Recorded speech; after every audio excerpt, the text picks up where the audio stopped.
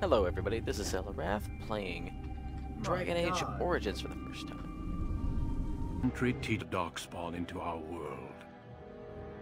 The Never played mages had this, sought so to usurp heaven. I know a lot of people already have, But it's kind of an instead, old game. They destroyed it.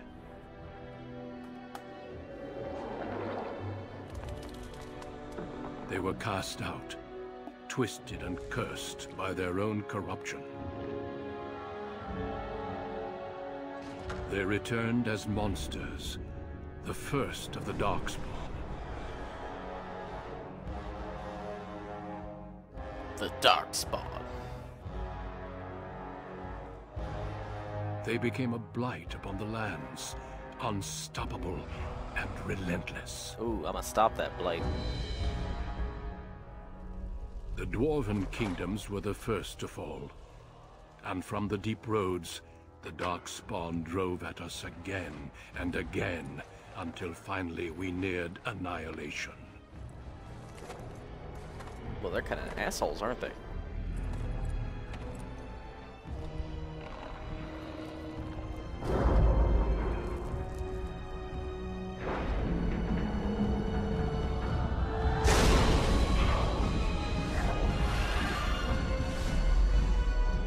Until the Grey Wardens came. Men and women from every race, warriors and mages, barbarians and kings. The Grey Wardens sacrificed everything to stem the tide of darkness, and prevailed.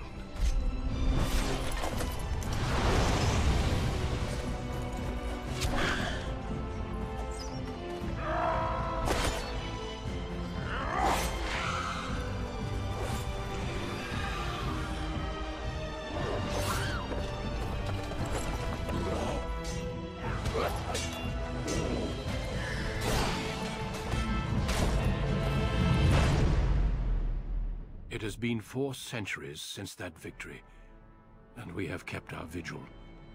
We have watched and waited for the Darkspawn to return. But those who once called us heroes have forgotten. We are few now, and our warnings have been ignored for too long.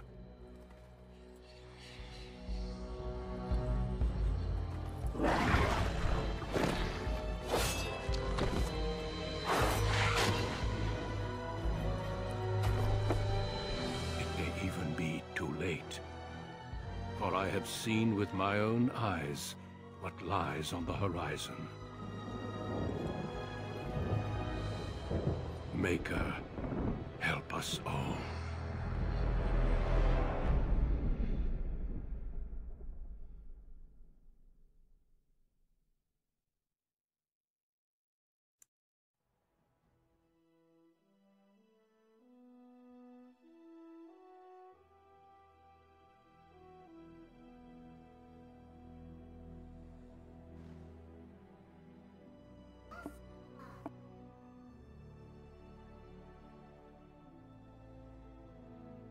Background you select will determine which of the 6 distinct opening stories you play through.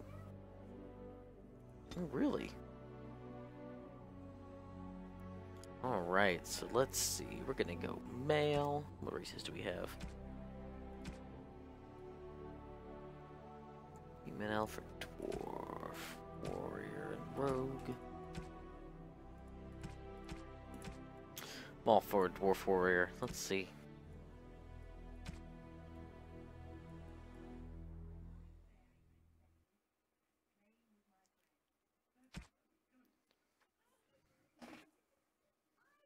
Yeah, we'll start off as a commoner. What Greetings. kind of person has it all and goes adventuring?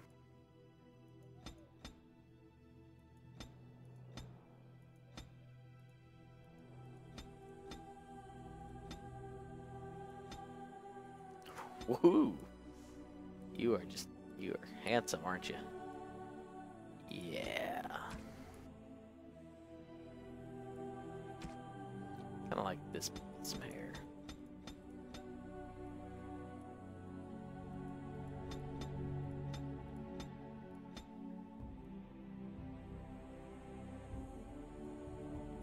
That works for me.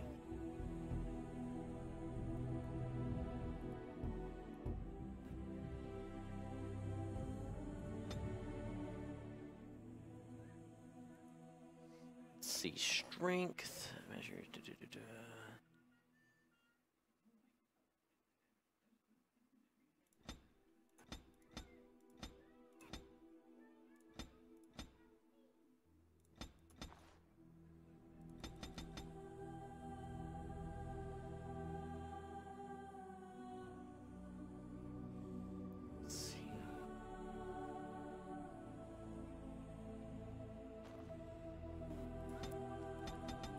So you can't go less than 10. Alright.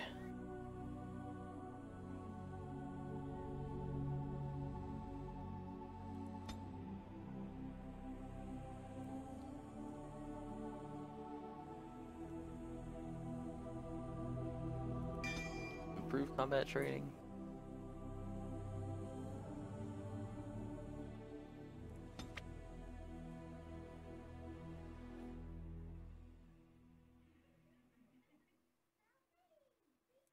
Yeah, we'll go for that. Alright. Warrior, powerful. Precise. Powerful.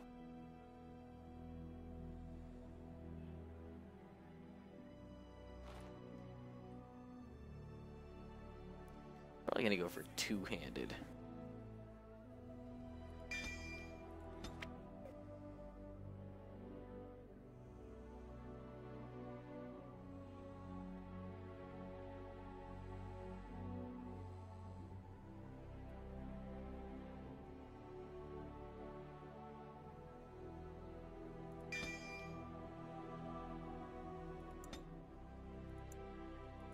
We'll do normal.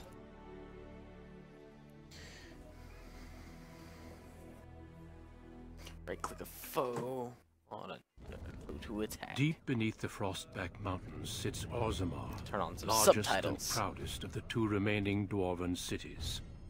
Once the seat of an underground empire, Orzammar now stands alone, cut off from the world by the Darkspawn, still clinging to the memory of its former glory. Below the vast statues and gilded halls where the noble families play at politics, the lower castes live in their shadows, scurrying to serve like their ancestors before them. Below that is you. You are casteless, the dirty secret staining Orzammar's perfect society, forced, along with your sister, to sell your services to the crime lord Barat. To the rest of Orzammar, you are proof that the casteless deserve their fate. But you know you do what you have to, the same as everyone, just to survive. I can't keep gambling on you forever, Precious. You've got a sweet look, something to light a man on fire. But you gotta make it count. Please, Barat, can we not do this in front of my brother? Why not? He knows the slope of the land, don't you, boy? Wow.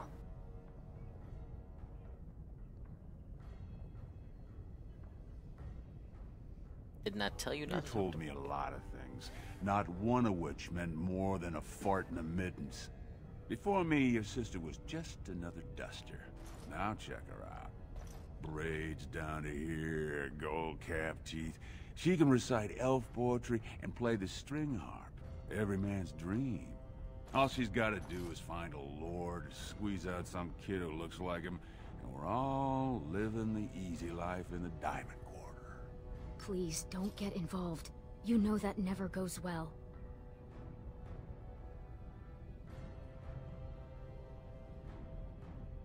She can do whatever I tell her, even if that means walking into the king's own palace naked. You keep your head down and say aye to any job I decide is low enough for scum like you. In return, I put out coins so you can doll yourself up and get a belly full of some nobleman's brats.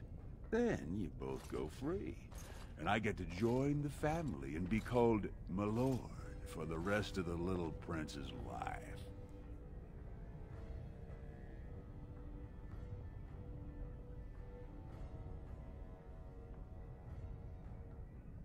That's what everyone likes. A casteless with a big mouth. But I didn't come for the joy of your company. I've been looking at my investments. and this one hasn't borne much gold. I'm giving you another week, Precious. If you haven't found a patron, you're back to sweeping streets. But I have. I've met someone. That is, I didn't want to promise, but he seemed interested.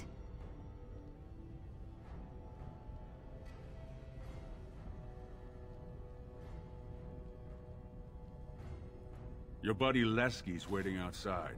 He knows what I'll need from you today. Don't even think about bungling this job. Your whole family's on loose sand with me right now. And I know you don't have anywhere else to turn. This guy's kind of an ass, but I guess we really don't have much of a choice, do we?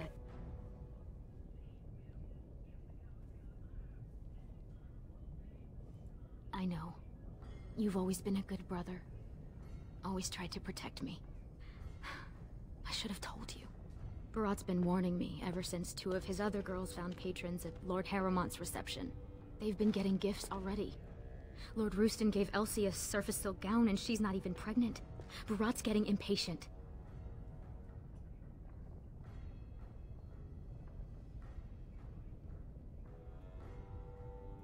You know the other options. Cleaning middens, begging, going to the surface. No. Unless you find a way to save us all from Darkspawn and become a paragon. We're pretty much on Barat's leash for life.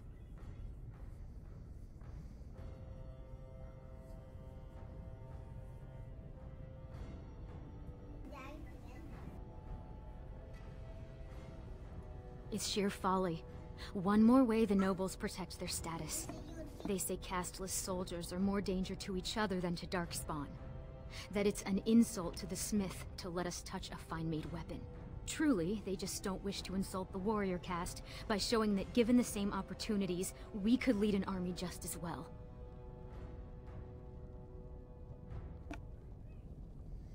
Well, yeah, I'd hate for the cast to not look as good as they think they can. I have little love for the nobles, but they know, more than we ever will, what the Darkspawn have taken from our kind. Every noble I've met has had a brother or a nephew killed in the deep roads. Yet they let their arrogance blind them to the fact that we could help defend the city against the Darkspawn.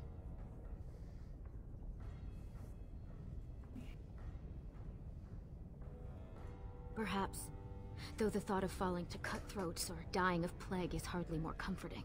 But we don't have time for this now. Lesky must be waiting, and Barat won't like it if I'm late for my appointment. You know how desperate the nobles are for more children.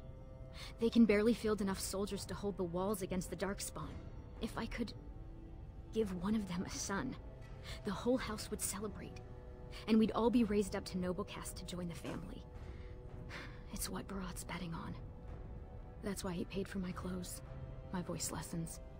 He wants to share the reward.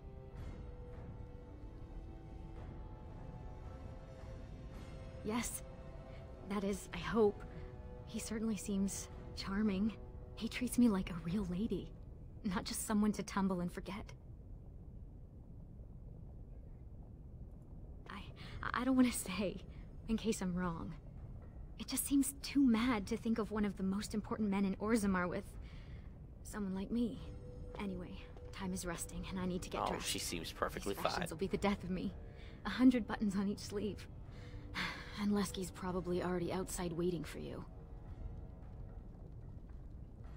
Stay out of trouble. I'll see you tonight. Alrighty, and thus begins the journey of Farron. So that was episode 1, everybody. Just getting through the intro here. It's episode 2. We'll go ahead and start our adventure. Alrighty, guys. Have a nice day.